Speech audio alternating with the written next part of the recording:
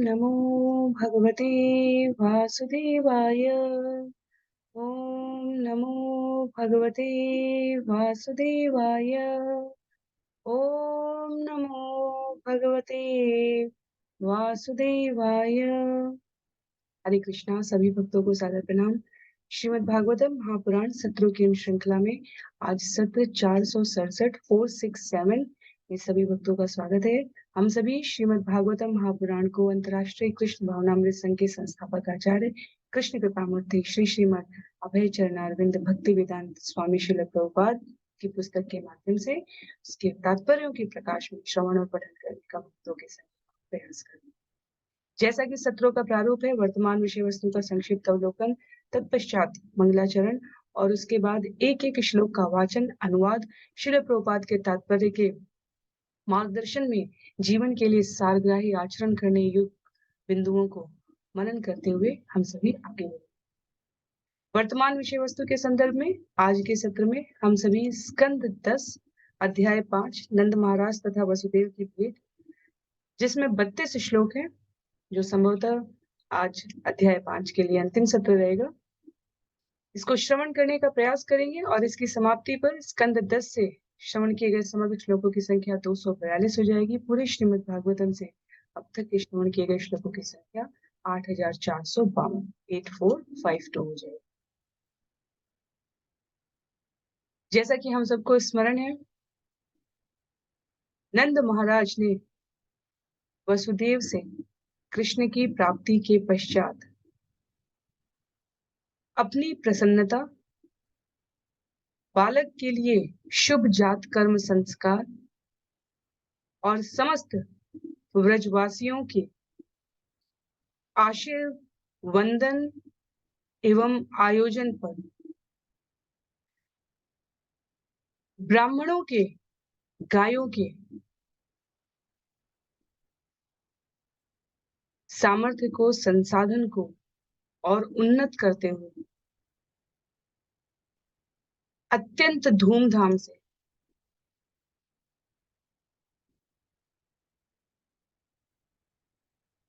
इस पूरे आयोजन को भक्तिमय जीवन कैसे जिया जाए उसके समानांतर ला दिया। कहने का अभिप्राय है, हम जब मनुष्य रूप में शरीर प्राप्त कर रहे हैं, तब प्रतिदिन प्रतिक्षण हमारे जीवन में भक्ति किस प्रकार नृत्य करनी चाहिए। हमारा हर कार्य, हमारे क्रियाकलाप, हमारा रहन सहन, हमारी विचारधारा, जीवन शैली, सब कुछ भक्तिमय कैसे हो जाए, ये नंदोत्सव में हम श्रवण करने का यहाँ प्रयत्न करें। प्रथम 5 श्लोक जो हमने श्रवण किए, वहां पर जीवन में जैसे दिन आरंभ करने से लेकर रात्रि के सोने तक वैदिक स्त्रोत, मंगल गायन, सभी अपने व्यवसाय को, चाहे वो जिस भी क्षेत्र के हों, आध्यात्मिक गतिविधियों से, आध्यात्मिक तरंगों से ओत-प्रोत करके रखते हैं। ये हमने श्रवण किया। कृषि, गोरक्षा पालन से नंद बाबा और उनके संग रहने वाले सभी व्रजवासी तथाकथित भौतिक दृष्टि से भी अत्यंत समृद्ध थे, और इस जीवन शैली के कारण जो अत्यंत सात्विक है, वे आध्यात्मिक रूप से भी अत्यधिक संसाधन और सामर्थ्यशाली थे। मंगलाचरण के पश्चात हम सभी श्रवण करेंगे कैसे इतने धनी नंद बाबा आध्यात्मिक प्रचुरता और भौतिक संपन्नता से जीवन यापन करने का हमें मार्ग दिखलाते हैं। नारायणं नमस्कृत्य नरं चैव नरोत्तमं देवीं सरस्वतीं व्यासं ततो जयमुदीरयेत्। शृण्वतां स्वकथा कृष्ण पुण्यश्रवणकीर्तन यद्यन्तस्थो य भद्राणि विदुनोति सुयत्स्यताम्। नष्टप्रायेषु भद्रेषु नित्यं भागवत सेवया भगवत्युत्तमश्लोके भक्तिर्भवति नैष्ठिकी। ॐ अज्ञानतिमिरान्धस्य ज्ञानाञ्जनशलाकया चक्षु उन्मीलितं येन तस्मै श्रीगुरुवे नमः। मूकं करोति वाचालं पङ्गुं लङ्घयते गिरिं यत्कृपातमहं वन्दे परमानन्दमाधवम्। वाञ्छाकल्पतरुभ्यश्च कृपा सिन्धुभ्य एव च पतितानां पावनेभ्यो वैष्णवेभ्यो नमो नमः। जय श्री कृष्ण चैतन्य प्रभु नित्यानंद श्री अद्वैत गदाधर श्रीवासादि गौर भक्तवृंद। हरे कृष्णा कृष्ण कृष्ण हरे हरे, हरे राम राम राम हरे हरे। हरे कृष्णा कृष्ण कृष्ण हरे हरे, हरे राम राम राम हरे हरे। हरे कृष्णा कृष्ण कृष्ण हरे हरे, हरे राम राम राम हरे हरे। हरे कृष्णा। पुनः सभी भक्तों को सादर प्रणाम। सत्र 467 467 में हम सभी स्कंद 10 अध्याय 5 श्लोक संख्या 5-6 से आरंभ करने जा रहे हैं। जिनके पास पुस्तक है, मेरा अनुरोध है आप पुस्तक का प्रयोग करेंगे। अन्य सभी की सुविधा के लिए स्क्रीन पर यहाँ श्लोक प्रस्तुत करने का प्रयास रहेगा। व्रज समृष्ट संसिक्त द्वाराजिर गृहांतर चित्र ध्वज पताकास्त्र चैल पल्लव तोरणे। नंद महाराज का निवास ब्रजपुर रंग बिरंगी झंडियों तथा झंडों से पूरी तरह सजाया गया था और विभिन्न स्थानों पर नाना प्रकार के फूलों की मालाओं, वस्त्रों तथा आम की पत्तियों से तोरण बनाए गए थे।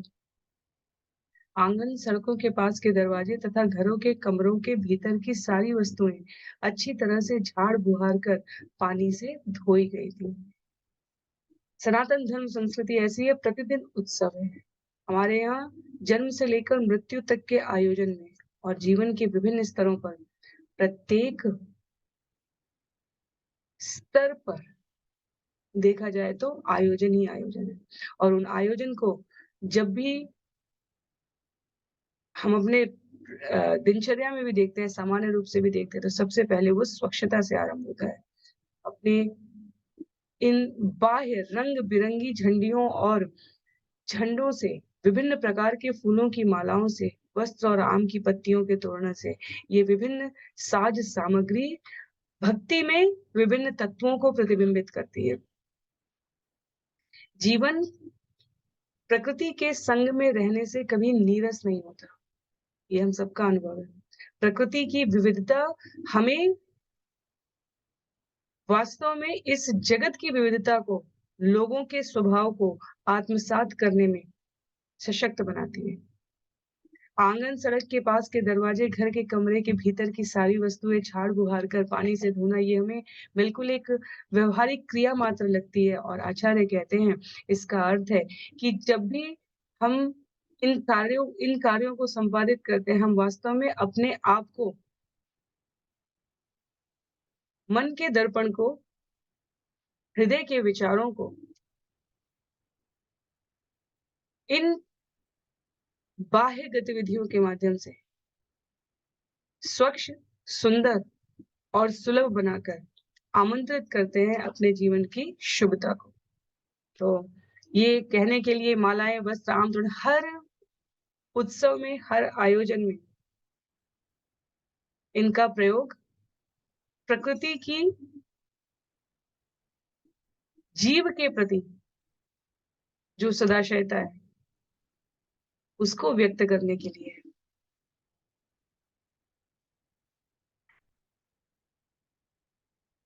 जब रास श्रृंगार और अन्य प्रकार की साहित्यिक भाषा का प्रयोग होता है, तो वहां पर आचार्य निवेदित करते हैं कि इस प्रकार की स्वच्छता जो बाह्य स्तर पर की जाती है, जहाँ हम प्रकृति के साथ एकात्मकता रखते हुए तोरणों का प्रयोग, विभिन्न प्रकार की फूलों की मालाओं का प्रयोग करते हैं, वो वास्तव में हमारे हृदय की स्वच्छता को आंदोलित करती है। तो इसलिए जब इस प्रकार के आयोजन होते हैं मंदिर में, घर में, संस्था के स्तर पर, जहाँ कृष्ण भावना भावित उत्सवों की तैयारी चल रही हो। आप इस्कॉन के किसी भी मंदिर को देखिए, हर महीने में 2 से 3 कार्यक्रम इस प्रकार के रहेंगे जहां हम अपनी भागीदारी सुनिश्चित कर सकते हैं, अपनी इन प्रकार के कार्यों में व्यस्तता लाकर भौतिक जगत की स्पर्श से उत्पन्न हुई नकारात्मकता दूर कर सकते हैं। उत्सवों की पूरी सूची श्रील प्रभुपाद ने सनातन धर्म का जो पंचांग है, उसमें से हमें उपलब्ध करा रखी है। महीने में होने वाली 2 एकादशियां, रात्रि का जागरण करना, भक्तों के संकीर्तन करना, भगवान की कथा श्रवण करना और उसके लिए सुंदर साज सामान श्रृंगार भगवान का प्रति उत्सव के अनुसार वस्त्र विन्यास, अलंकरण करना, ये अपने आप में इस विविधता को, इस स्वच्छता को हमारे भीतर प्रवाहित करता है। श्लोक संख्या 7 में इस नंदोत्सव का आह्लादपूर्ण वर्णन करते हुए सुखदेव गोस्वामी कहते हैं, गावो वृषा वत्सतरा हरिद्रा तैल रूषिता विचित्र धातु बरहस्त्र वस्त्र कांचन मालिना। गौमों, बैलों तथा बछड़ों के सारे शरीर में हल्दी तथा तेल के साथ नाना प्रकार के खनिजों का लेप किया गया था। उनके मस्तकों को मोर पंखों से सजाया गया था, उन्हें मालाएं पहनाई गई थी और ऊपर से वस्त्र तथा सुनहरे गहनों से आच्छादित किया गया था।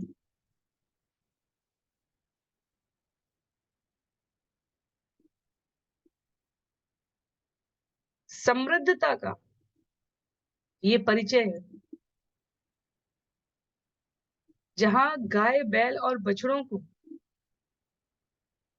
हल्दी, तेल, विभिन्न खनिजों का लेपन करके उनके मस्तक को मोर पंखों से सजाकर माला पहनाकर वस्त्र और सुनहरे गहनों से आच्छादित किया गया था। तो श्रील प्रभुपाद कहते हैं, किस तरह गायों की रक्षा करने से वैश्य समुदाय इतना संपन्न था, इन्हीं श्लोकों में इसका वर्णन है।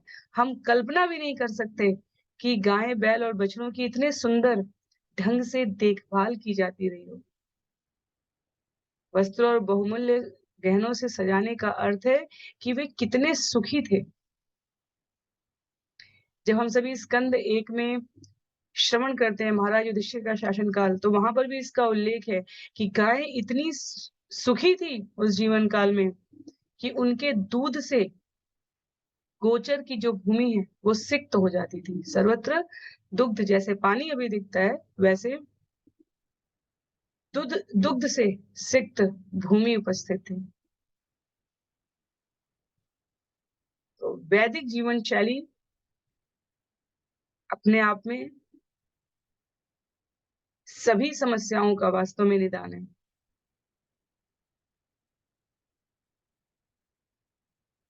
आगे उल्लेख करते हुए श्लोक संख्या 8 में कह रहे हैं, महाअर्हवस्त्राभरण कंचुक उष्णीश भूषिता गोपा समाययुराजन् नाना उपायन पाणय। हे राजा परीक्षित, ग्वाले अत्यंत मूल्यवान गहने तथा कंचुक और पगड़ी जैसे वस्त्रों से खूब सजे धजे थे। इस तरह से सज धज कर तथा अपने हाथों में तरह तरह की भेंटें लेकर वे नंद महाराज के घर आए।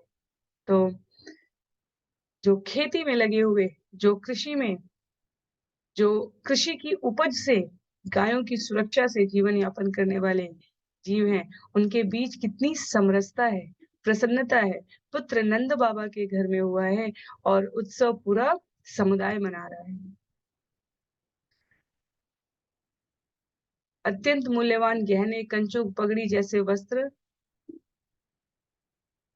से सज्जित ग्वाल बाल विभिन्न प्रकार की भेंटें लेकर नंद बाबा के द्वार पर आते हैं। भक्ति में जीवन में जीने वाले भक्त अपने आचरण में ऐसी ही स्निग्धता रखते हैं। ईर्ष्या नहीं होती भक्तों के जीवन में, द्वेष नहीं होता भक्तों के जीवन में, एक की प्रगति से दूसरे के भीतर कोई रोष नहीं आता।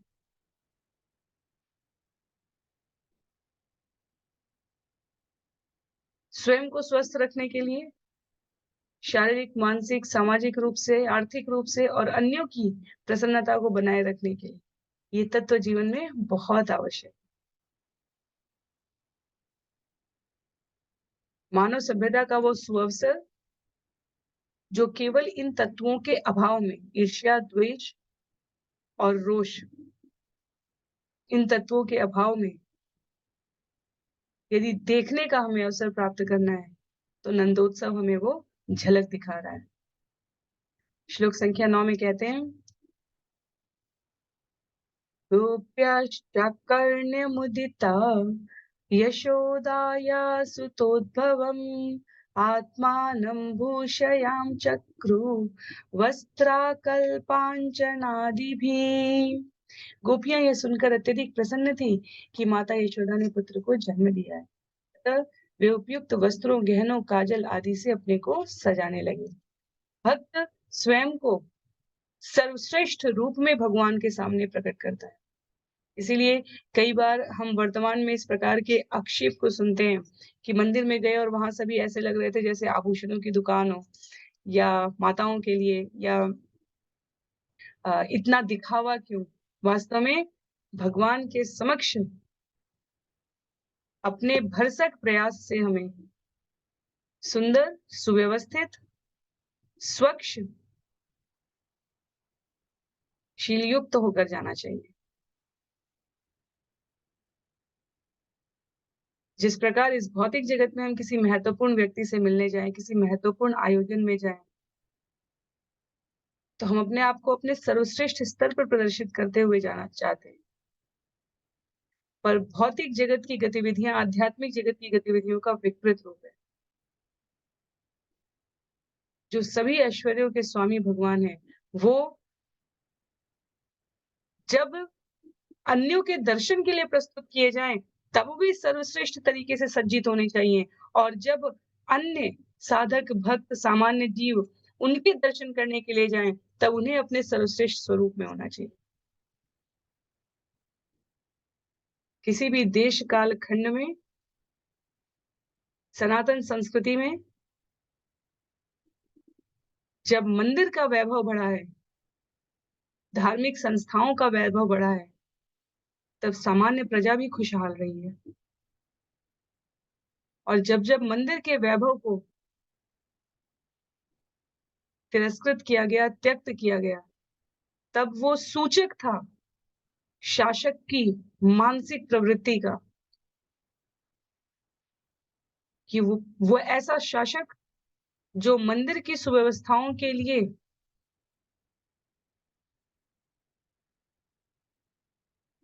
उत्सुक नहीं रहा, उसने प्रजा की खुशहाली के लिए भी कुछ विशेष कार्य नहीं किया। तो ये दोनों चीजें संग संग जाती है हमारे जीवन में। भक्ति, सौभाग्य, शांति उतने ही अनुपात में आती है जितने अनुपात में हम अपने जीवन का सदुपयोग भगवान की गतिविधियों में लिप्त होने में, दिखावे के लिए नहीं, भावपूर्वक संलग्न होने में व्यतीत करते हैं। शासकों, राजाओं और महाराजाओं का इतिहास रहा है और इसमें कोई अपवाद नहीं है। यदि आपको इन पंक्तियों में कोई भी अपवाद कभी भी किसी भी देश काल खंड में मिले, तो आप जहां भी जुड़े हैं वहां सूचित कर सकते हैं। शासकों, राजाओं और महाराजाओं का इतिहास रहा है जिसने सनातन संस्कृति का आश्रय लेकर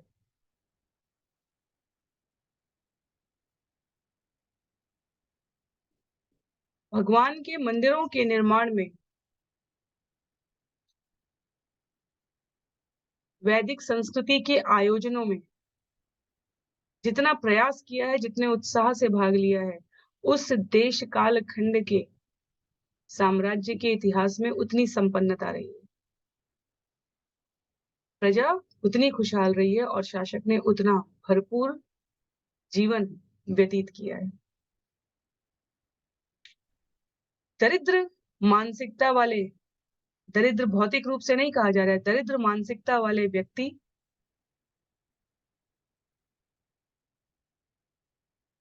मंदिरों में, विग्रहों में, धार्मिक उत्सवों में, आयोजनों में व्यय किए जाने वाले संसाधनों की निंदा कर सकते हैं। जिस प्रकार वृक्ष की जड़ को सिंचित करने से पूरा वृक्ष लहलहाता है, उस प्रकार जो भगवान का केंद्र है, हमारा मस्तिष्क, हमारा हृदय, ये शरीर मंदिर होना चाहिए, पर इसको मंदिर बनाए रखने की तारतम्यता, संलग्नता, निरंतरता तब आती है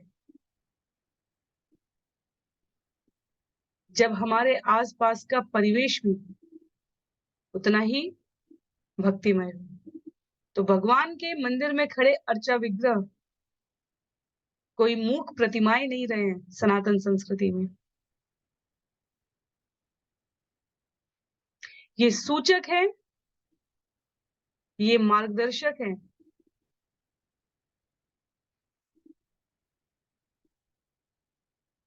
आसपास की जीवित सभ्यताओं वाले व्यक्तियों के आचरण की प्रबुद्धता को व्यक्त करने के लिए। श्रील प्रभुपाद ने विश्व के किसी भी स्थान पर जहां उन्हें 1, 2, 4 व्यक्ति भी मिले, जहां उन्होंने 1, 2, 4 दिन भी व्यतीत किए, जहां उन्होंने 1, 2 लोगों को भी वैदिक ज्ञान, संस्कृति, सभ्यता के बारे में शिक्षित, प्रशिक्षित किया, उन्होंने अर्चा विग्रहों की स्थापना की वहां पर और अर्चा विग्रहों से प्रार्थना की कि यहाँ के लोग अभी नव शिक्षित हैं भगवान, आप अपना ध्यान रखिएगा और इनका भी ध्यान रखिएगा।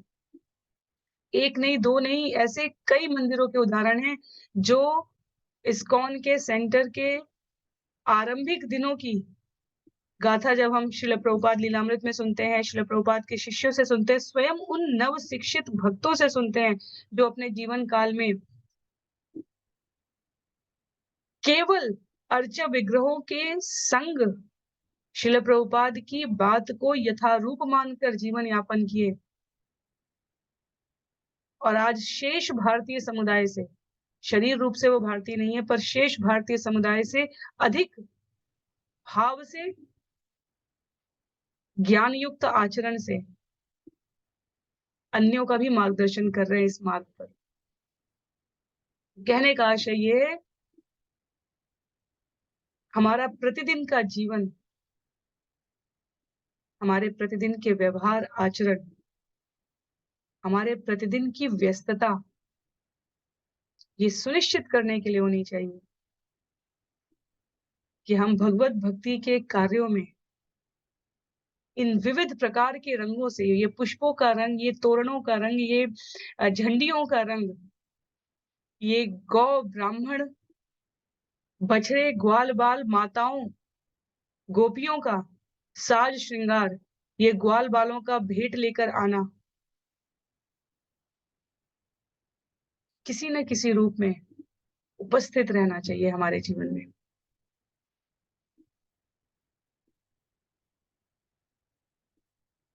हमारे बाह्य आचरण से अंतःकरण की शुद्धता प्रबुद्ध होती है और अंतःकरण की शुद्धता से हम अपने बाह्य आचरण को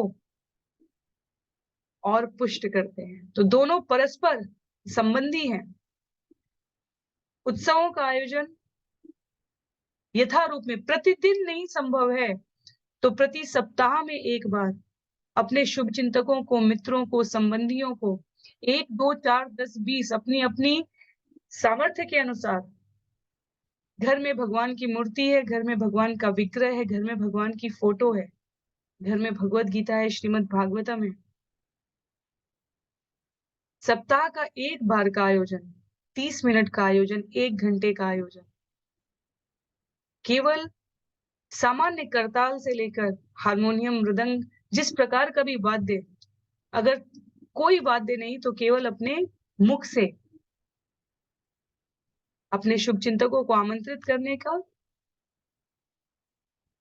30 मिनट, 45 मिनट, 1 घंटा समय की सुविधा के अनुसार कीर्तन करके भगवान की एक सुंदर लीला का एक पुस्तक, कृष्ण पुस्तक उठा लेने का। 90 अध्याय है उसमें।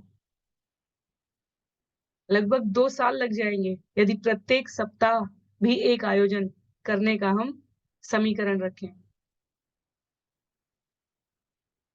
प्रत्येक सप्ताह नहीं संभव है तो 15 दिन पर एकादशी के दिन रख लेने का, भगवान का सुंदर कीर्तन करने का, भगवान की लीला को श्रवण और पठन करने का।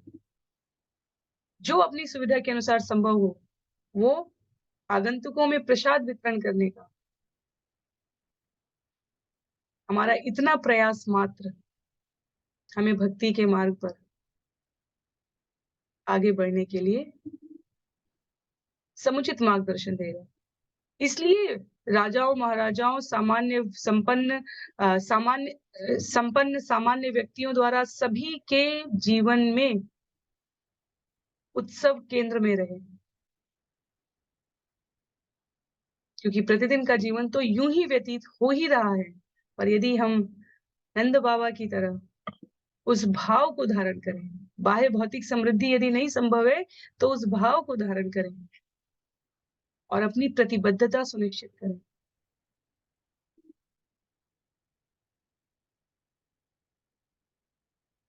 बहुत विचार करके हमारे आचार्यों ने इन सुंदर आयोजनों को जीवन के केंद्र में रखने का प्रयत्न किया है। नव कुमकुम किंचलक मुख,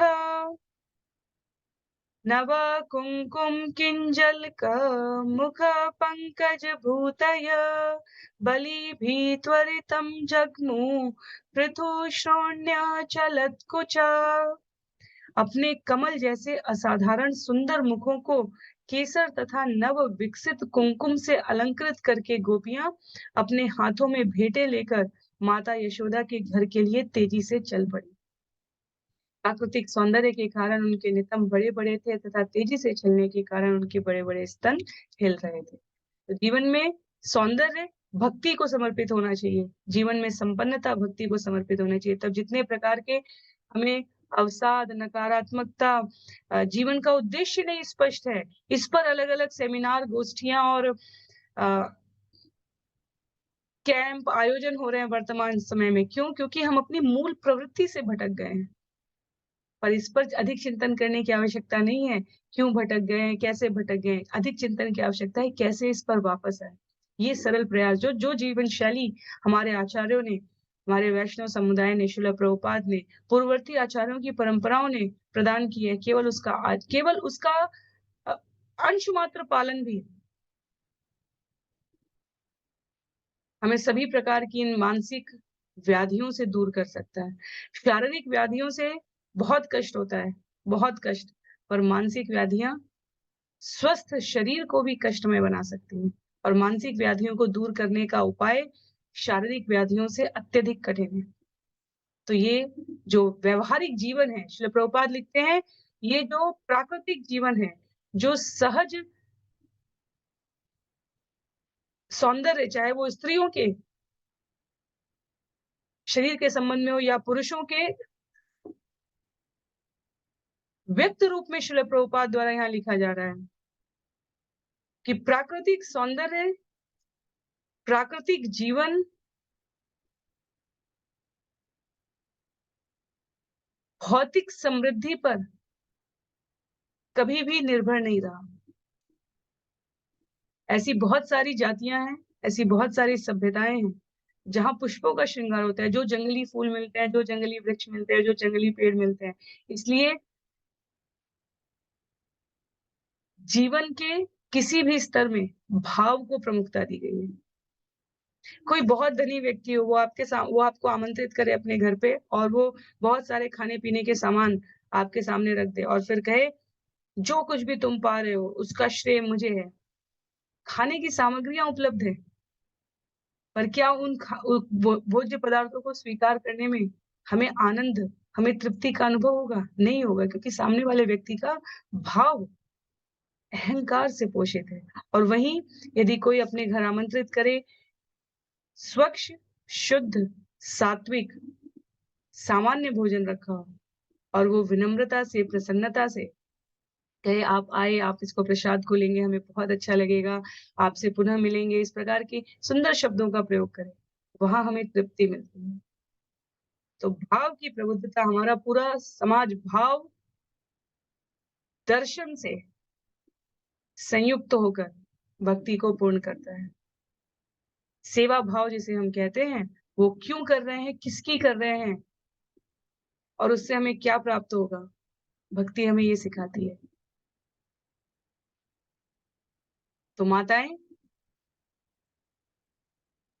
यशोदा के घर संतान हुई है, पुत्र हुआ है, ये सुनकर इतनी आह्लादित है उनके, क्योंकि ये व्रज की रमणियां, परिव्राजकाचार्य शुक्राचार्य, क्षमा कीजिए, परिव्राजकाचार्य सुखदेव गोस्वामी जैसे, जिन्होंने जीवन में किसी भौतिक तत्व को प्रमुखता नहीं दी, वो परीक्षित महाराज के सामने व्रज की गोपियों की सौंदर्य का वर्णन कर रहे हैं। क्यों?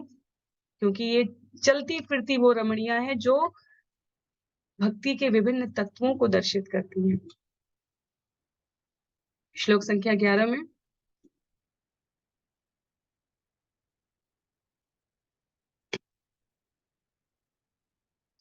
गोप्य सुमृष्टमणिकुण्डल निष्ककण्ठ्य चित्राम्बरा पथिशिखाच्युतमाल्यवर्षा नन्दालयं सबलया व्रजतिर्विरेजु व्यालोलकुण्डलपयोधरहार शोभा। गोपियों के कानों में चमचमाते रत्न जड़ित बालियां थी और उनके गले में धातुओं के हास लटक रहे थे। उनके हाथ चूड़ियों से विभूषित थे, उनकी वेशभूषाएं विविध रंगों की थी और उनके बालों में लगे फूल रास्तों पर गिर रहे थे, मानो वर्षा हो रही हो। इस प्रकार नंद महाराज के घर जाते समय गोपियां, उनके कुंडल, उनके हृदय स्तन तथा मालाएं अतीव सुंदर लग रही थी। तो कृष्ण का स्वागत करने के लिए महाराज नंद के घर जा रही गोपियों का वर्णन श्रील प्रभुपाद कहते हैं विशेष रूप से उल्लेखनीय है। ये सामान्य स्त्रियां नहीं थी, ये कृष्ण की लादनी शक्ति की अंश थी। ब्रह्म संहिता में वंदन किया गया इन गोपियों का। जिन ब्रह्म संहिता को हम भगवान के सभी गूढ़ रहस्यों के भेद के प्रस्तुतिकरण के रूप में श्रवण करते हैं, वहां कहा गया है, उल्लेख किया है यहाँ श्रील प्रभुपाद ने तात्पर्य में, आनंद चिन्मय रस प्रतिभाविताभि स्थाभिर्य एव निज रूपतया कलाभि गोलोक एव निवसत्यखिलात्मभूतो गोविन्दमादिपुरुषं तमहं भजामि चिन्तामणि प्रकर सद्मशुकल्पवृक्ष लक्षावृतेषु सुरभिरभिपालयन्तम् लक्ष्मी सहस्रशतसम्भ्रमसेव्यमानम् गोविन्दमादिपुरुषं तमहं भजामि। कृष्ण जहां भी जाते हैं वहां सदैव गोपियों द्वारा पूजित होते हैं। गोपियां अपनी अपनी भेंट लेकर कृष्ण के पास जा रही हैं, वे कृष्ण की नित्य संगिनी है, भगवान की लादनी शक्ति की अंशावतार गोपियां यहाँ भगवान की प्रसन्नता के लिए, उनका दर्शन करने के लिए, स्वयं को आह्लादित करने के लिए विभिन्न साज श्रृंगार के साथ उपस्थित है।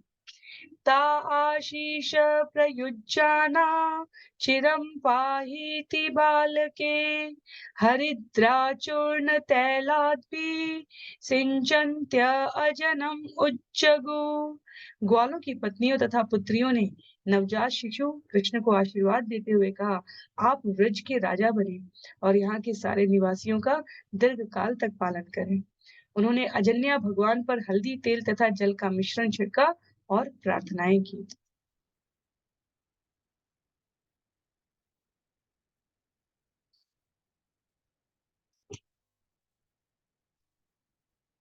ऐसे श्रवण करने पर हमें लग सकता है कि ब्रज की गोपियों ने आशीर्वचन दिया, पर शरीर रूप से तो भगवान ब्रज में अल्पकाल के लिए ही रहे, बिल्कुल आरंभिक कुछ वर्षों तक के लिए। तो फिर उनके इस आशीर्वचन का क्या हुआ? भगवान अपने श्रीमुख से कहते हैं, ब्रज को छोड़कर भगवान एक पग कहीं बाहर नहीं रखते।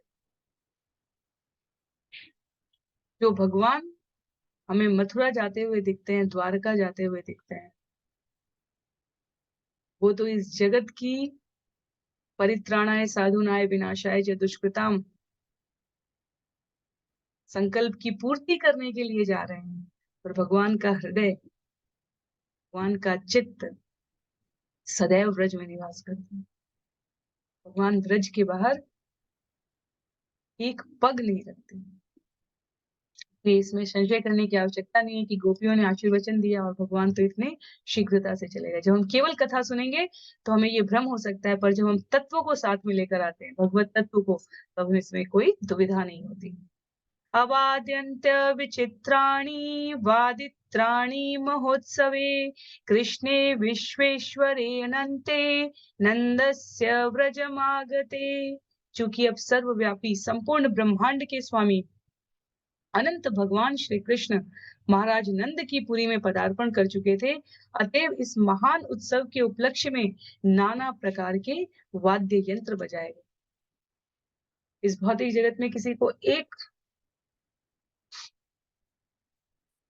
शुभ समाचार प्राप्त होता है तो उसके हृदय की प्रसन्नता का ये स्तर होता है कि पूरे जगत में ढिंढोरा करके बता दिया जाए। जीवन में भगवान आ गए हैं, संपूर्ण ब्रह्मांड के स्वामी, इसकी घोषणा भी उतनी ही भव्य होनी चाहिए।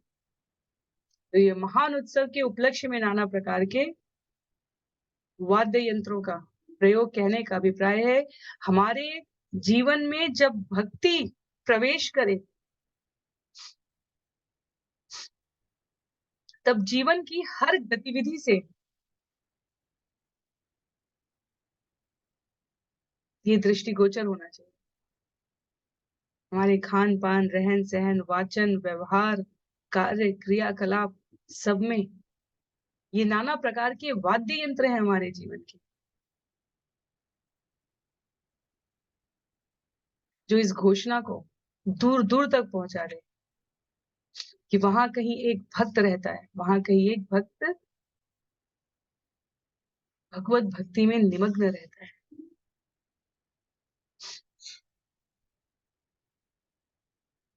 श्लोक संख्या 14 में गोपा परस्परं यष्टा दधिक्षीरघृताम्बुभिः आसिञ्चन्तो विलिपन्तो नवनीतैश्च चिक्षिपुः। ग्वालों ने प्रसन्न होकर एक दूसरों के शरीरों में दही, खीर, मक्खन तथा जल का घोल छिड़ककर इस महोत्सव का आनंद लिया। उन्होंने एक दूसरे पर मक्खन फेंका और एक दूसरे के शरीर में पोता भी। तो समृद्धि है ये और उसका स्तर है। श्रील प्रभुपाद कहते हैं इतनी प्रचुरता थी दूध, दही, मक्खन, घी की कि केवल खाने पीने और भोजन बनाने के लिए पर्याप्त नहीं थी, अपितु उत्सव के अवसर पर बिना रोक टोक के ऐसे फेंका भी जाता था। ब्रज की होली की प्रसन्नता जो आनंद में चित्रण है, जिसकी हम एक झलक आज भी देखते हैं,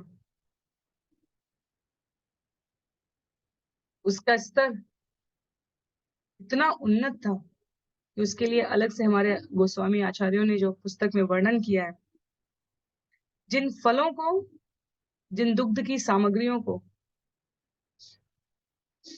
आज हम सभी इतना व्यवहारिक रूप से सबकी समझ है,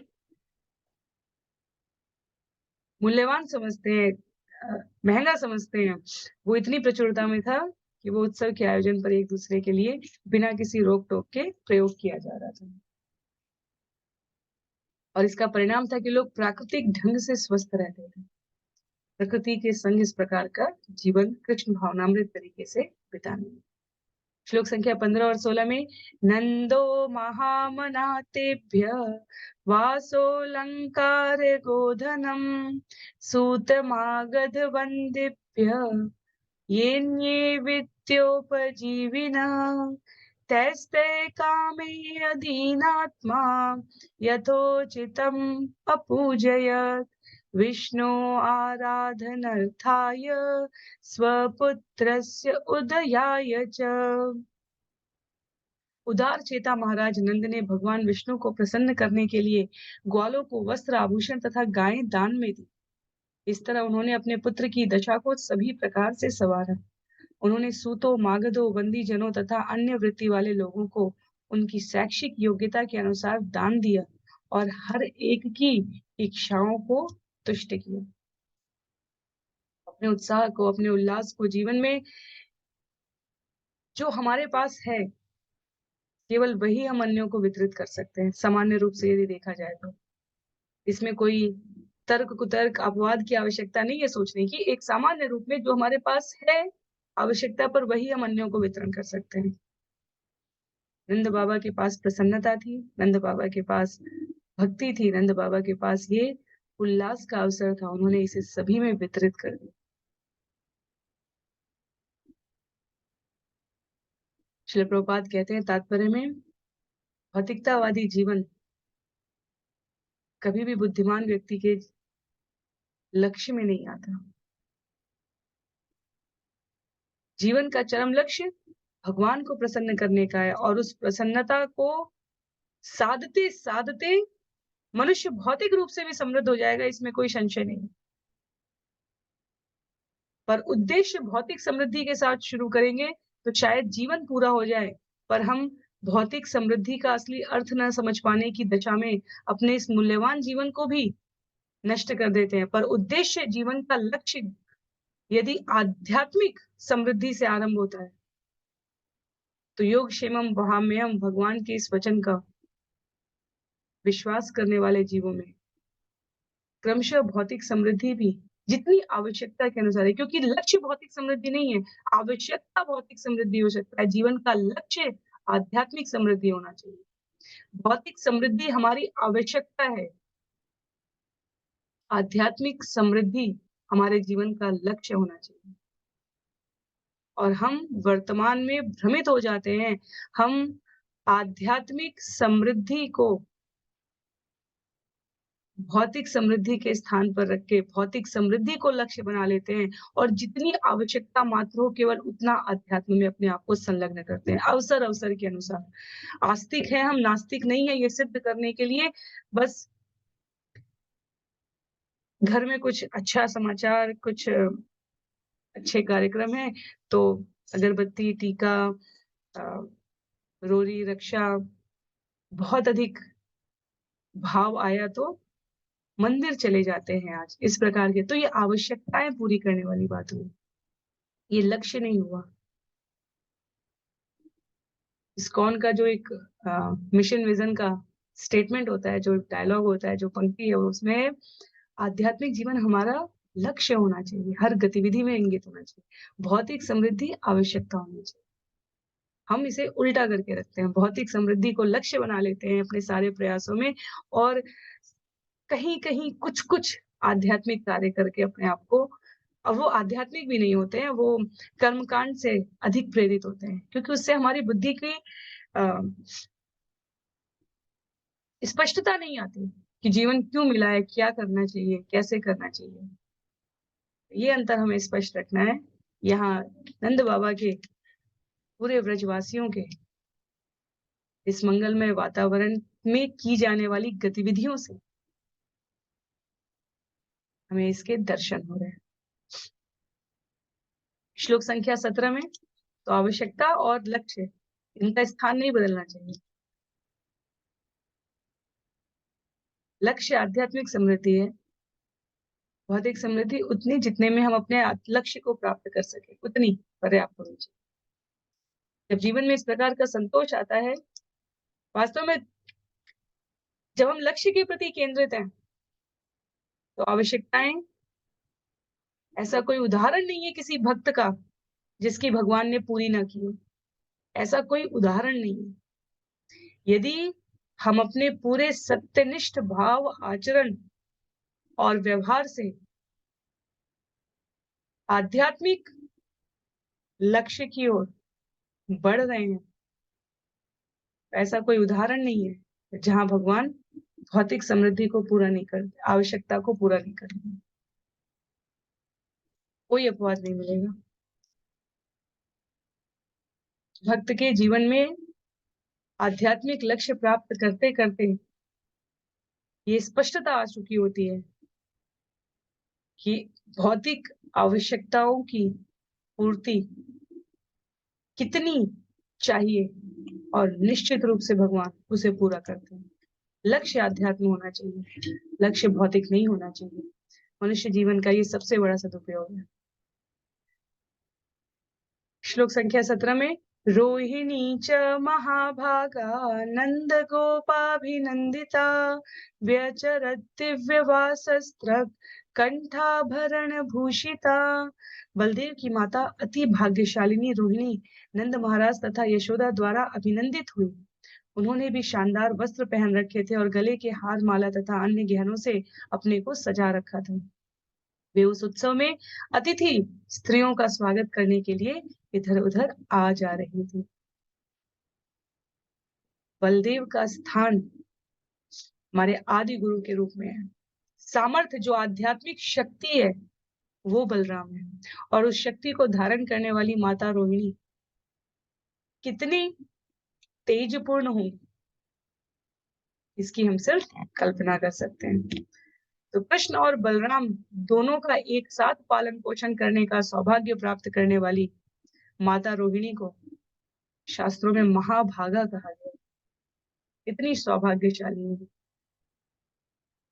सुंदर आभूषण वस्त्रों से सज्जित माता स्त्री अतिथियों का सत्कार कर रही है। भगवान की जो शक्तियां हैं, ये लादनी अंश के रूप में उपस्थित गोपियां भगवान की शक्तियों को, अर्थात भगवान के प्रतिनिधियों को, भगवान के पार्षदों को महत्व के साथ समझ पाने का सामर्थ्य भी उसी के अंदर होगा जिसके अंदर आध्यात्मिक बल है।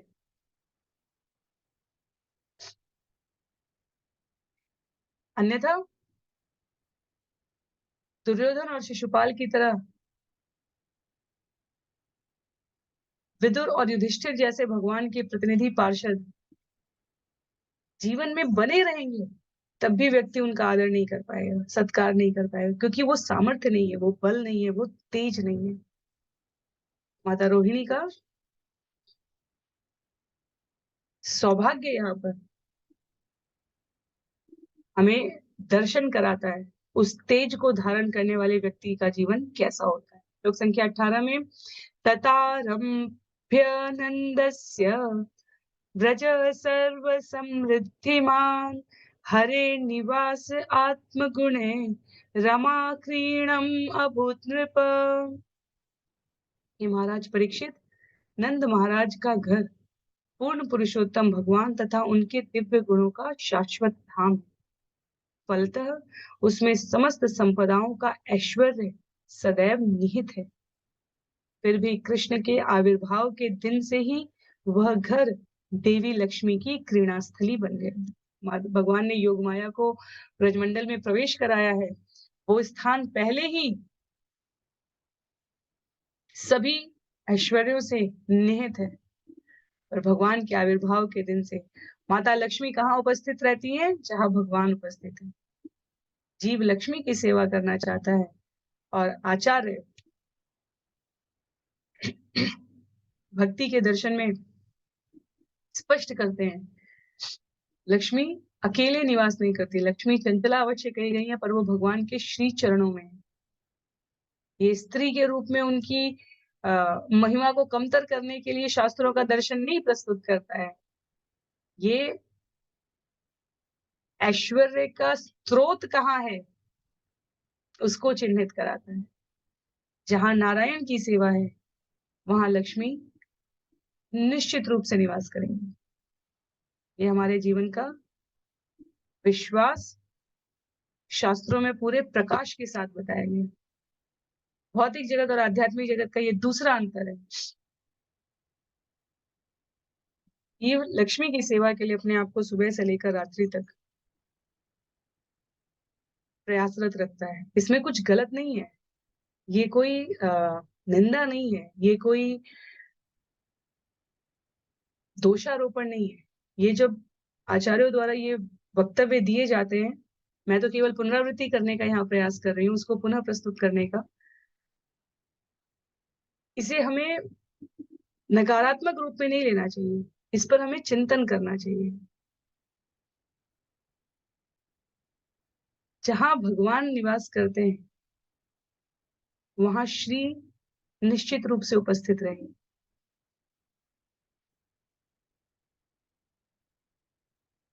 ये पंक्ति हमें अच्छे से समझ में आए, स्थिर रूप से, दृढ़ रूप से हम इसको मनन करते हुए आचरण करें भगवान को प्राप्त करने के लिए, तो श्री स्थिर रहेंगी। इसलिए कहा जाता है केवल श्री को प्रयास करने का हमें प्रयत्न नहीं करना है, क्योंकि श्री का तो स्वभाव ही चंचल है, भगवान की शक्ति है वो,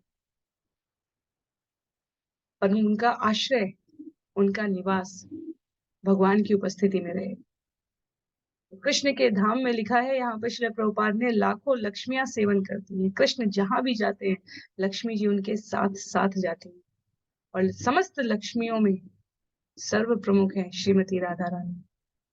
तो व्रज भूमि में कृष्ण के आविर्भाव से सूचित है कि श्रीमती राधिका वहां स्थित। श्लोक संख्या 19 में, गोपान गोकुल रक्षायां निरूप्य मथुरां गत नंद कंसस्य वार्षिक्यम करम दातुम कुरुद्वः। सुखदेव गोस्वामी ने आगे कहा, हे महाराज परीक्षित, हे कुरुवंश के सर्वश्रेष्ठ रक्षक, उसके बाद नंद महाराज ने स्थानीय ग्वालों को गोकुल की रक्षा के लिए नियुक्त किया और स्वयं राजा कंस को वार्षिक कर देने मथुरा चले गए।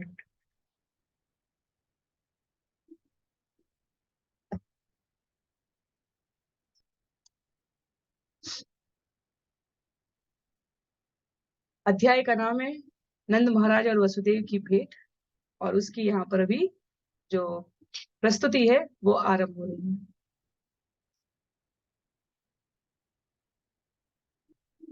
तत्कालीन शासकीय व्यवस्था के अनुसार नंद बाबा को वार्षिक कर देने के लिए मथुरा जाना था, और जो कंस ने अपने मंत्रियों के साथ निर्णय लिया था, कम या अधिक मात्रा में वो सूचना सभी को ज्ञात हो चुकी थी। तो घर तथा शिशु की रक्षा के लिए स्थानीय ग्वालों को नियुक्त करके नंद बाबा मथुरा के लिए प्रस्थान कर रहे हैं। श्लोक संख्या 20 में, वसुदेव उपश्रुत्य भ्रातरं नन्दमागतं ज्ञात्वा दत्तकरं राज्ञे ययो तदवमोचनम्। जब वसुदेव ने सुना कि उनके अत्यंत प्रिय मित्र तथा भाई नंद महाराज मथुरा पधारे हैं और वे कंस को कर भुगतान कर चुके हैं, तो वे नंद महाराज के डेरे में गए। वसुदेव और नंद महाराज का संबंध अत्यंत घनिष्ठ है। प्रभुपाद कहते हैं इतना घनिष्ठ है कि वो भाइयों की तरह रहते थे।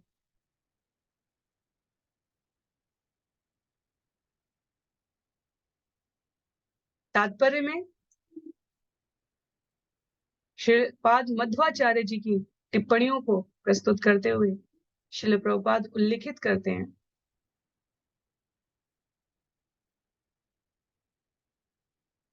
वसुदेव के पिता का नाम शूरसेन था। हमने स्कंद 9 के अंतिम अध्याय में ये सब श्रवण किया था।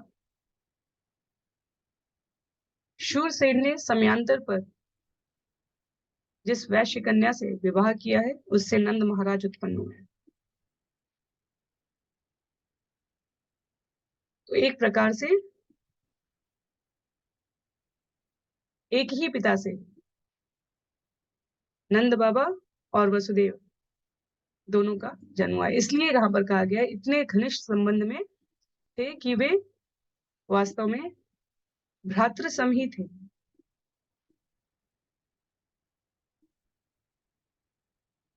नंद बाबा ने यशोदा मैया से विवाह किया है और कृषि तथा गोरक्ष का प्रतिनिधित्व किया है। वसुदेव ने राजा महाराजाओं वाले राज संचालन को आगे बढ़ाया है। तो दोनों एक दूसरे से मिल रहे हैं। यहाँ पर सुंदर दृश्य उपस्थित है। श्लोक संख्या 21 में कहा गया है तम दृष्ट्वा सहसोत्थाय देह प्राणम इवागतम प्रीत प्रियतमं दौर्भ्याम सस्वजे प्रेम विवला। जब नंद महाराज ने सुना कि वसुदेव आए हैं तो वे प्रेम तथा स्नेह से अभिभूत हो उठे और इतने प्रसन्न हुए मानो उन्हें पुनः जीवन पा लिया हो। वसुदेव को अचानक उपस्थित देखकर वे उठ खड़े हुए और अपनी दोनों भुजाओं में लेकर गले लगा लिया। नंद बाबा और वसुदेव में नंद बाबा को वरिष्ठ बताया गया आयु में। नंद महाराज वसुदेव से बड़े बताए गए। उन्होंने वसुदेव को गले लगा लिया और वसुदेव ने उन्हें नमस्कार किया। जो सामाजिक शिष्टाचार है आत्मीयता के इस अवसर पर उसका पालन करने में दोनों प्रणयशील है। श्लोक संख्या 22 में पूजित सुखमासीन पृष्ठा अनामयम आदृत प्रसक्त धीः स्वात्मा जयो इदम आह विशांपते। हे महाराज परीक्षित, नंद महाराज द्वारा इस प्रकार आदर पूर्वक सत्कार एवं स्वागत किए जाने पर वसुदेव बड़ी ही शांति से बैठ गए और अपने दोनों पुत्रों के प्रति अगाध प्रेम के कारण उनके विषय में पूछा। तो बाहर से लोगों को लगेगा दो वरिष्ठ घनिष्ठ मित्र भाई एक दूसरे के गले लग रहे हैं, पर उनके भीतर का ये भेद कि वास्तव में वो दो पुत्रों को जो वसुदेव के यहाँ से नंद बाबा के यहाँ पहुंचे हैं उनकी कुशल क्षेम के लिए, उनके संबंध को और प्रगाढ़ करने वाले, जोड़ने वाले इस कारक के बारे में चर्चा के लिए एकत्र हुए हैं। ये भक्त स्वभाव में दूसरा दृष्टिगोचर होने वाला एक चिन्ह है। भक्त जब भी मिलते हैं वो एक दूसरे के जीवन में घटित होने वाली घटनाओं से स्वयं को गंभीर रूप से संबद्ध करने के लिए, उन सूचनाओं को, उनके सहयोग को, उनकी समस्याओं को प्रचार के लिए नहीं, किसी के बारे में हमें कुछ पता चला और हम पूरे नगर में ढिंढोरा पीट रहे हैं उसके साथ ऐसा हो गया, उसके साथ वैसा हो गया। भक्त ऐसे नहीं करते। देशामृत में हमारे गोस्वामी जी कहते हैं कि भक्त विचारशील होते हैं, अन्यों के गुह्य रहस्यों को वो अपने हृदय में धारण करते हैं। तो दो पुत्रों के इस लालन पालन के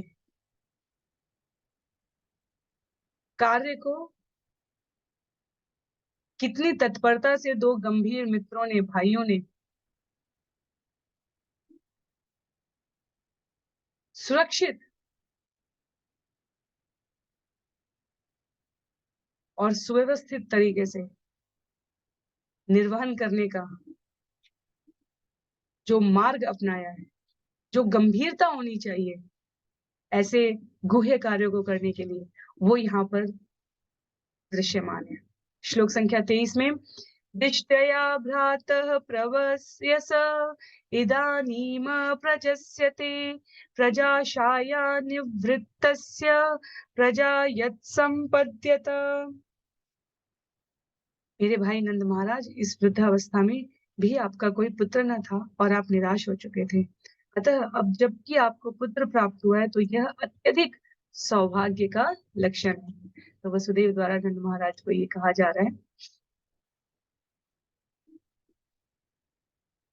अप्रत्यक्ष रूप से वसुदेव श्रील प्रभुपाद लिखते हैं, नंद महाराज से पूछते हैं कि आपको पुत्र हुआ है या पुत्री हुई है। श्रील प्रभुपाद कह रहे हैं, वसुदेव जानते थे कि यशोदा को कन्या हुई है जिसे वे चुरा लाए थे, श्रील प्रभुपाद के शब्द है या तात्पर्य में, और उसके स्थान में पुत्र छोड़ आए थे।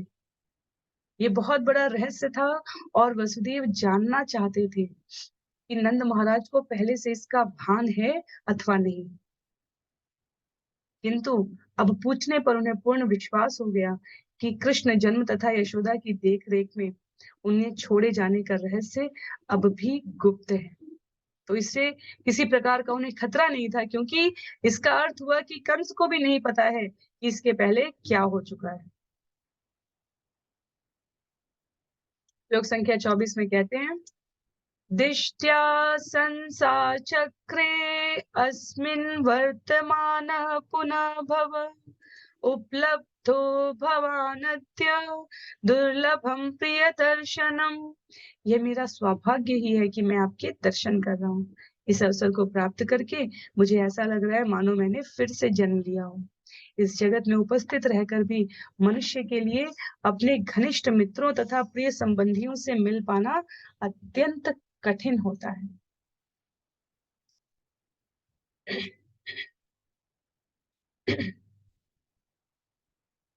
वसुदेव अधिक परिचित हैं कंस की गतिविधियों से नंद बाबा की तुलना में, क्योंकि नंद बाबा तनिक दूरी पर है। वसुदेव वहां निवास कर रहे हैं जहां कंस अपनी समस्त योजनाओं को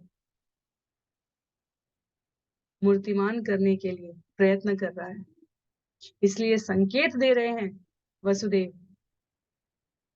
कि इतना निकट, आज तो वृंदावन और मथुरा हम 45 मिनट, 1 घंटे, 1.5 घंटे के भीतर एक स्थान से दूसरे स्थान जा सकते हैं। तब सुबह जाते थे लोग और दोपहर तक पहुंचते थे और शाम तक वापस आ जाते थे। इस प्रकार के भी हमने उदाहरण सुने। हमारे गोस्वामी बाबा लोग भी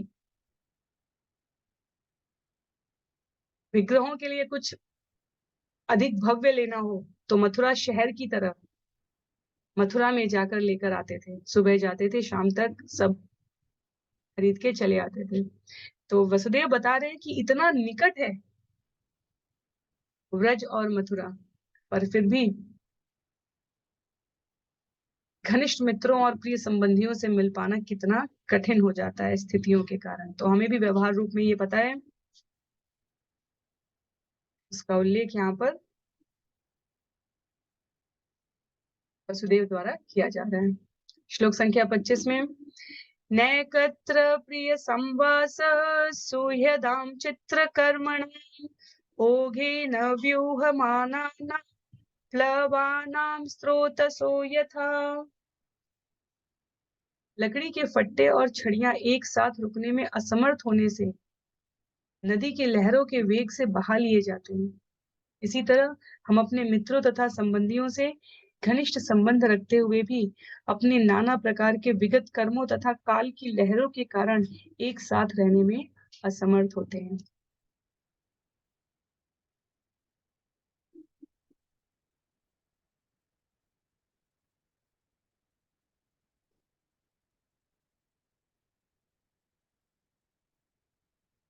अपने वर्तमान जीवन में भी व्यवहारिक रूप से हमने देखा होगा, कई बार हमारे पास इसी प्रकार के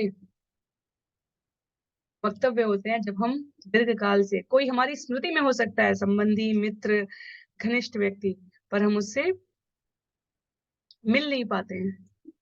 तो उसके लिए कहते हैं वसुदेव यहाँ पर कि नाना प्रकार के विगत कर्मों तथा काल की लहरों के कारण एक साथ रहने में कई बार अत्यंत घनिष्ठता के बाद भी हम असमर्थ होते हैं। वसुदेव अपना अपना दुख प्रस्तुत कर रहे हैं, क्योंकि वे और नंद महाराज कभी साथ साथ रह नहीं पाए। वसुदेव सावधान भी हैं, क्योंकि घनिष्ठ संबंधी होने पर भी यदि कंस को भनक भी लग गई, इतनी वृद्धावस्था में कैसे, नंद के यहाँ कैसे संतान, कौन है ये? कहीं योग माया की ये भविष्यवाणी की तुम्हें मारने वाला कहीं अन्य जन्म ले चुका है। और क्योंकि वो देवकी और वसुदेव के उस रहस्य को नहीं जानते थे कि रात में ले जाया गया है, और इस प्रकार नंद बाबा के पर अत्यधिक घनिष्ठता दिखाने पर कहीं कंस को इसमें संशय ना हो जाए, कहीं कंस का ध्यान इधर ना आ जाए, इसलिए वसुदेव कहते हैं कि ये काल की लहरों के कारण ये असमर्थता, अपने आप की एक निश्चित दूरी भी आपसे बनाकर रखना आवश्यक है।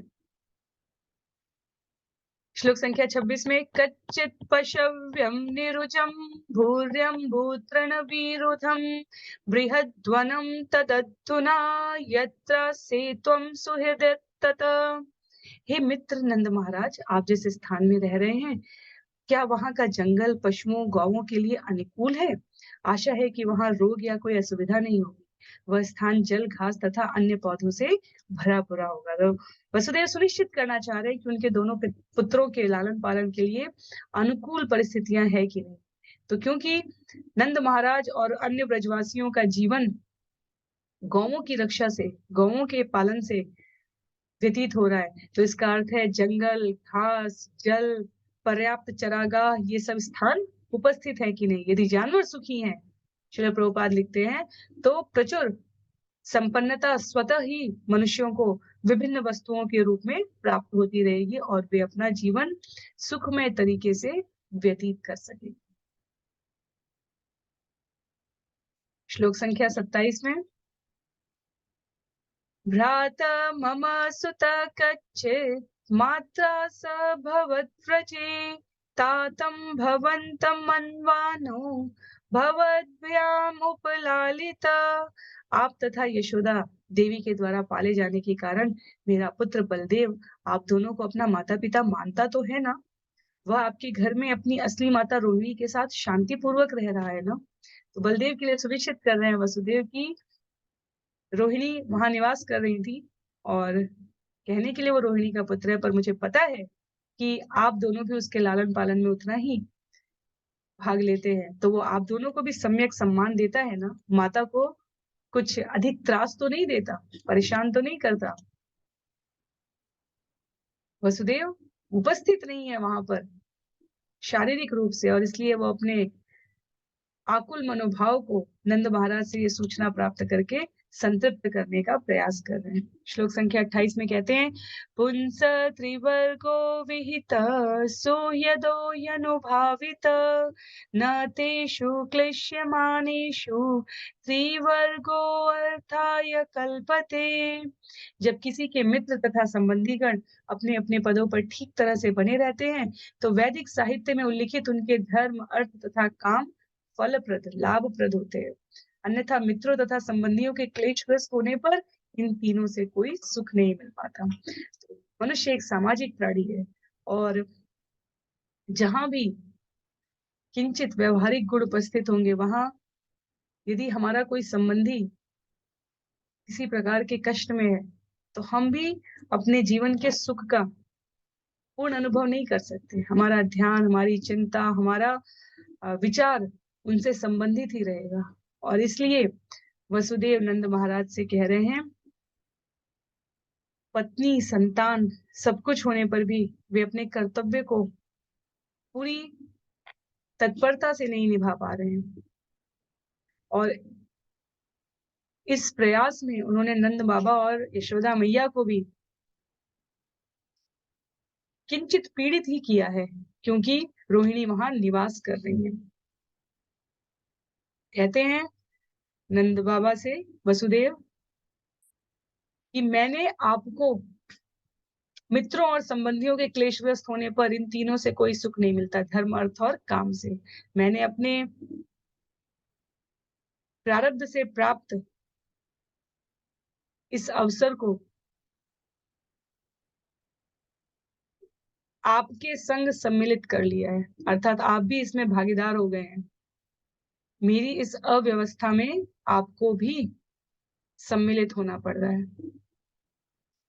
इसलिए वो विनम्रता पूर्वक ही सही पर अपनी अक्षमता बताते हैं कि इन परिस्थितियों में मैं और अधिक परिवर्तन नहीं कर सकता। तो मैं आपको कहीं कष्ट तो नहीं दे रहा हूँ, आपके ऊपर अधिक ज़िम्मेदारियों का ये पालन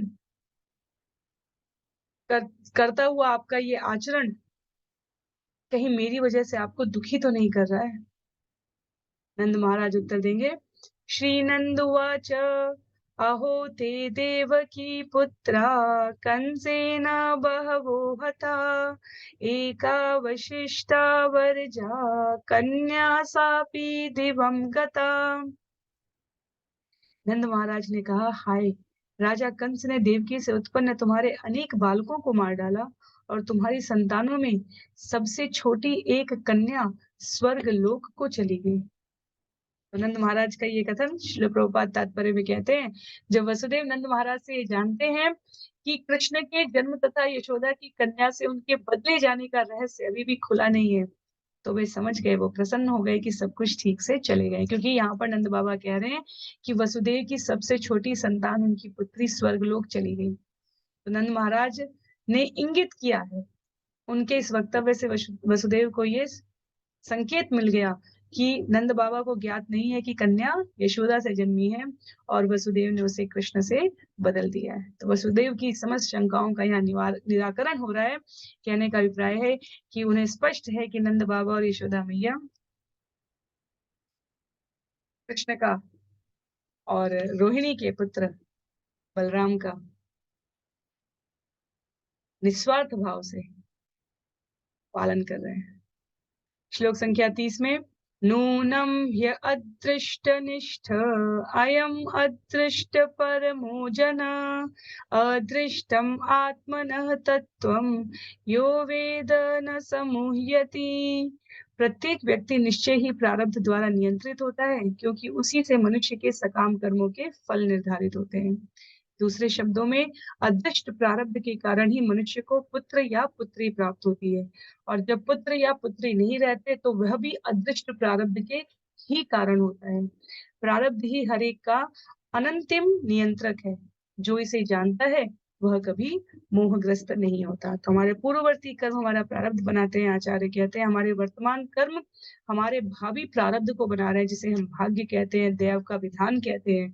वो वास्तव में हमारे पूर्ववर्ती और परवर्ती पीछे किए गए घटनाओं से, कार्यों से हमारा वर्तमान का प्रारब्ध है, और आज हम जो कृत्य कर रहे हैं उससे हमारा आगे का भाग्य, भावी प्रारब्ध बन रहा है। तो इसमें हमें सतर्कता रखने के लिए इसीलिए आचार्य कहते हैं, यदि हम अपने वर्तमान कर्मों के समस्त फलों को भगवान को समर्पित करें, उनकी प्रसन्नता के लिए, हृदय के शुद्धिकरण के लिए कार्य करें, तो हमारा प्रारब्ध भगवान के संरक्षण में चला जाता है। और जो भी वस्तु, व्यक्ति, स्थिति, परिस्थिति भगवान के संरक्षण में है, उसमें किसी प्रकार के अहित की हमें चिंता करने की आवश्यकता ही नहीं है।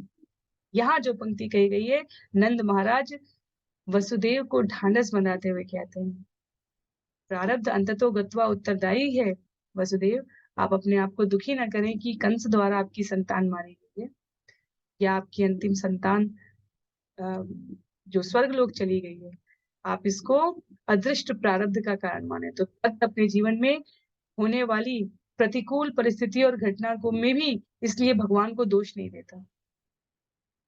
जब अच्छे लोगों के साथ बुरा क्यों होता है, ऐसे प्रश्न करने वाले लोग होते हैं। वास्तव में अच्छे लोग ये प्रश्न नहीं करते कि उनके साथ बुरा क्यों हो रहा है। अन्य जो विश्लेषक बनने का प्रयत्न करते हैं, उनके द्वारा कहा जाता है वो अच्छा है उसके साथ बुरा हुआ, या मैं अच्छा हूँ अपनी दृष्टि में मेरे साथ बुरा हुआ। जो वास्तव में बुद्धिमान मनुष्य हैं, उन्हें ज्ञात होता है कि कथित रूप से यदि जीवन में कुछ प्रतिकूल चल रहा है तो वो अपने प्रारब्ध का परिणाम, वो उसमें भगवान को दोष नहीं देते, अपितु उसमें भगवान की स्मृति बनी रहे इसकी प्रार्थना करते हैं। माता कुंती तो कहती हैं, प्रतिकूलता जीवन में बनी रहे भगवान, क्योंकि कम से कम उसमें आपकी स्मृति तो इतने दृढ़ रहती है। ऐसी अनुकूलता का भी क्या लाभ जब उसमें आप न हो। जब युधिष्ठिर महाराज सिंहासन पर बैठ गए, सब व्यवस्थित हो गया, तो भगवान द्वारका चले गए। वो अंतिम भेंट थी द्वारका और अंतिम भेंट कहने का आशय है कि उतनी अव्यवस्था में उसके पश्चात ऐसा कोई विशेष अवसर नहीं आया जब भगवान रक्षा करने के लिए दौड़े दौड़े आए। उत्तरा, जब भगवान निकल रहे थे तो उत्तरा उपस्थित हुई थी, क्योंकि अश्वत्थामा ने ब्रह्मास्त्र चला दिया था।